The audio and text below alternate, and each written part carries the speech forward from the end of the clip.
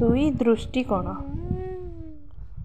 ଖ୍ରୀଷ୍ଟପୂର୍ବ ଚତୁର୍ଥରୁ ଖ୍ରୀଷ୍ଟପୂର୍ବ ତୃତୀୟ ଶତାବ୍ଦୀ ଭିତରେ ମାସିଡନ୍ ଗ୍ରୀସର ରାସ୍ତାକଡ଼ରେ ରହୁଥାନ୍ତି ଡାୟୋଜିନସ୍ ନାମକ ଦାର୍ଶନିକ। ତାଙ୍କର କୌଣସି ସଞ୍ଚୟ ବା ସମ୍ପତ୍ତି ନଥାଏ। ଜଣେ ପଡ଼ୋଶୀ ତାଙ୍କୁ ସବୁଦିନ ପେଜ ଭଳି କିଛି ଖାଦ୍ୟ ବା ପାନୀୟ ଦେଉଥାଏ। ସେଇଥିରେ ସେ ସନ୍ତୁଷ୍ଟ ଥାନ୍ତି। ସେତେବେଳେ ମାସିଡନ୍ ରାଜସଭାରେ ଥାନ୍ତି ଆଉ ଜଣେ ଦାର୍ଶନିକ ଆରିଷ୍ଟୋପାସ୍।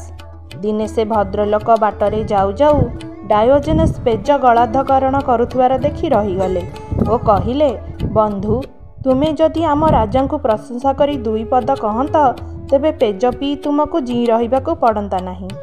ଉତ୍ତର ଦେଲେ ଡାୟୋଜେନସ୍, ବନ୍ଧୁ, ତୁମେ ଯଦି ପେଜ ଖାଇ ଜୀଇବାକୁ ଶିଖନ୍ତ, ତେବେ ତୁମକୁ ରାଜାଙ୍କ ପ୍ରଶସ୍ତିଗାନ କରିବାକୁ ପଡ଼ନ୍ତା ନାହିଁ।